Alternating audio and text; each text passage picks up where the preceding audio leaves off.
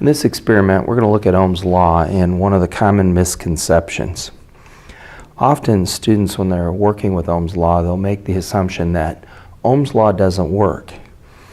And although Ohm's law does work, you have to understand that heated elements and filaments such as light bulbs and magnetic fields inherently have their own resistance. We call it counter-electromotive force.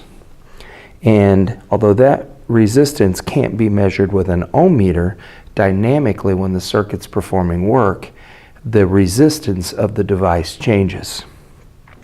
So we're going to prove that Ohm's law works in a circuit with a fixed resistor. And we've got our 12-volt power supply.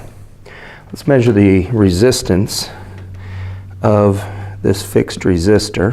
We're going to find that that's about 100 ohms, 99.1. So 100 ohm resistor. I've got an ammeter set up so that it's with us all the time. And 12 volts, 100 ohms, we have 0.12 amps flowing in the circuit. So 12 divided by 100, 0.12. Ohm's law is right on the money. Now let's switch and let's put a light bulb in this circuit.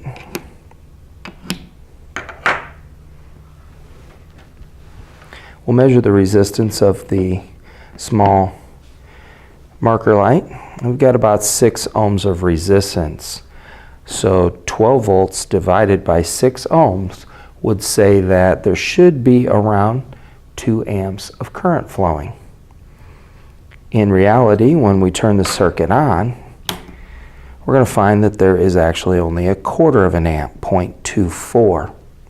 So 12 volts divided by 0.24 is somewhere in that 48 ohm range.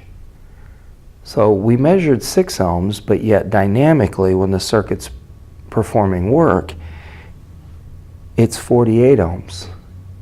So that's where students come up with the idea that Ohm's law doesn't work, but there's no way that we can predict how much resistance the heat of the light bulb is going to add, or how much resistance the magnetic field of a coil is going to add.